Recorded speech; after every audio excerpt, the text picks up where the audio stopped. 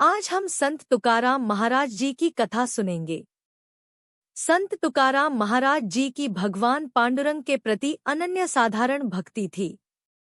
उनका जन्म महाराष्ट्र के देहू गांव में हुआ था और वे सदैव वैकुंठ गए थे, अर्थात वे देहत्याग किए बिना अपने स्थूल देह के साथ भगवान श्री विष्णु जी के वैकुंठ धाम गए थे।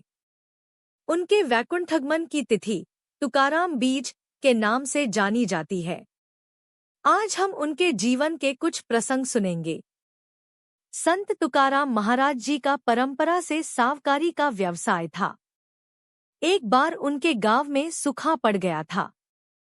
तब लोगों की दीन स्थिति देखकर उन्होंने अपने घर का सारा धन गांव के लोगों में बांट दिया।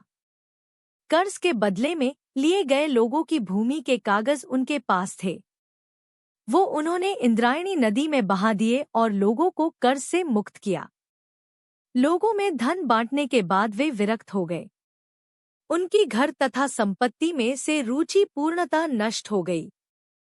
संत तुकाराम महाराज के गुरु थे सद्गुरु बाबाजी चैतन्य। एक दिन उन्होंने तुकाराम महाराज जी को स्वप्न में दृष्टांत देकर गुरुमंत्र दिया। पांडुरंग के प्रति असीम भक्ति के कारण उनकी वृत्ति विट्ठल चरणों में स्थिर होने लगी। आगे मोक्ष प्राप्ति की तीव्र उत्कंठा के कारण तुकाराम महाराज ने देहू के निकट एक पर्वत पर एकांत में ईश्वर साक्षात्कार के लिए निर्वाण प्रारंभ किया। वहां 15 दिन एकाग्रता से अखंड नामजप करने पर उन्हें दिव्य अनुभव प्राप्त हुआ। बाद में उन्हें भजन और अभंग स्फुरने लगे। उनका एक बालमित्र उनके बताए प्रवचन अभंग लिखकर रखता था। तुकाराम महाराज जी अपने अभंगों से समाज को वेदों का अर्थ सामान्य भाषा में सिखाते थे। यह बात बाजू के वाघोली गांव में रामेश्वर भट्ट नामक एक व्यक्ति को चुभ रही थी। तुकाराम महाराज जी की बढ़ती प्रसिद्धि से वह क्रोधित था। इसलिए उसने संत तुकाराम जी के अभंग की गाथा इंद्रायणी नदी में डुबो दी। इससे तुकाराम महाराज जी को अत्यंत दुख हुआ। उन्होंने भगवान विट्ठल को अपनी स्थिति बताई। अपने बालमित्र से कहा, यह तो प्रभु की इच्छा होगी। ऐसे 12 दिन बीत गए। 13वें दिन गाथा नदी के पानी से ऊपर आकर तैरने लगी। यह देख रामेश्वर शास्त्री को अपने कृत्य का पश्चाताप हुआ और वे संत तुकाराम महाराज जी के शिष्य बन गए। तुकाराम महाराज जी भगवान पांडुरंग का नामस्मरण कर अखंड आनंद की अवस्था में रहते थे। उन्हें किसी वस्तु की कोई अभिलाषा नहीं थी। केवल लोगों के कल्याण के लिए ही वे जीवित थे।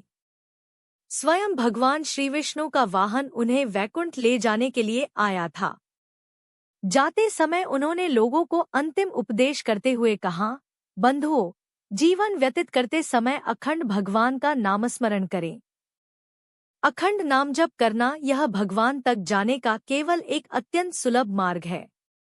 यह मैंने स्वयं अनुभव किया है। नाम जप करने से भगवान के प्रति श्रद्धा बढ़ती है और मन भी शुद्ध होता है। तभी श्री विष्णु जी का गरुड़ वाहन उन्हें लेने के लिए आता दिखाई दिया।